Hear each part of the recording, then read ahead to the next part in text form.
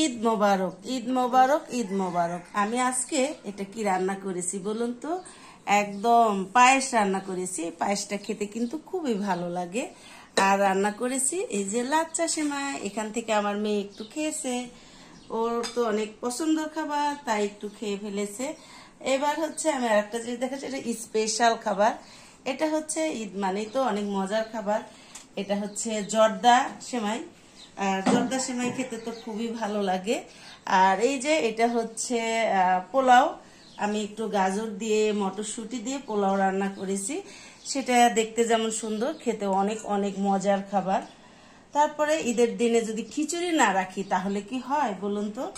আমার কাছে কিন্তু খিচুড়ি অনেক অনেক ভালো লাগে, যদিও বাচ্চারা খুব একটা পছন্দ করে না, কিন্তু আমার অনেক পছন্দের খাবার।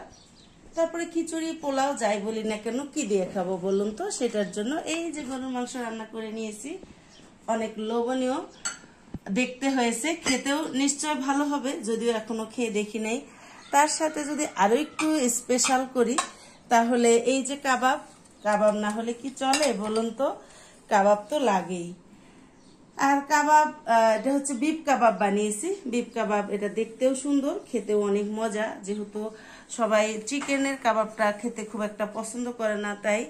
আর এই যে কোয়েল পাখির রেসিপি, কোয়েল পাখির আমার ঝাল রোস্ট। আর কোয়েল পাখির এই ঝাল রোস্ট আমার অনেক অনেক প্রিয় খাবার, আমার কাছে খুবই ভালো লাগে। তো আমি একটু বেরেস্তা দিতে ভুলে গিয়েছিলাম, একটু করে বেরেস্তাও দিয়ে দিলাম এটার সাথে। তো কেমন হয়েছে আমার রেসিপিগুলো অবশ্যই অবশ্যই কিন্তু কমেন্ট বক্সে জানাবেন। এর সাথে তো অবশ্যই সালাদ অবশ্যই আছে, সালাদও দেখাবো। আর হচ্ছে আমার বাচ্চাদের স্পেশাল, এইটা হচ্ছে চিকেন ললিপপ। এটা আমার বাচ্চাদের অনেক অনেক প্রিয় খাবার। এটা আমি গরম রাখার জন্য ফয়েল পেপার দিয়ে ঢেকে রেখেছি। আর এটা খুবই মজার, আর এবং ঘরে তৈরি, এটা অনেক অনেক লোভনীয় একটা রেসিপি।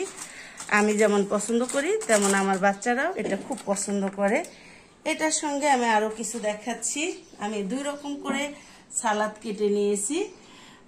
তারপরে হচ্ছে একটা সালাদ আমি এই যে কুচি করেও কেটে নিয়েছি, এটাও দেখতে ভালো লাগে। আর লেবু ছাড়া তো পোলাও খাওয়া জমে না, তো আমি কিন্তু এই যে লেবুও কেটে নিয়েছি। তো আজকে আমি কি কি রান্না করলাম এখানে কিন্তু মোটামুটি সব আছে। আর একটা জিনিস আছে হচ্ছে লুডুস, সেটা আর দেখালাম না, যেহেতু লুডুসটা মোটামুটি সবাই আমরা খেয়ে ফেলেছি এটার জন্য।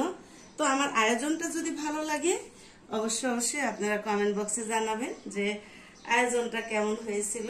ঈদের দিনের স্পেশাল কিছু তো রান্না করি আমরা সবসময়, তো সেই স্পেশাল যদি দেখতে সুন্দর হয় তাহলে তো কথাই নাই। আর আপনারা কে কি রান্না করেছেন, সবার ঈদ কেমন কাটলো অবশ্যই অবশ্যই কমেন্ট বক্সে জানাবেন।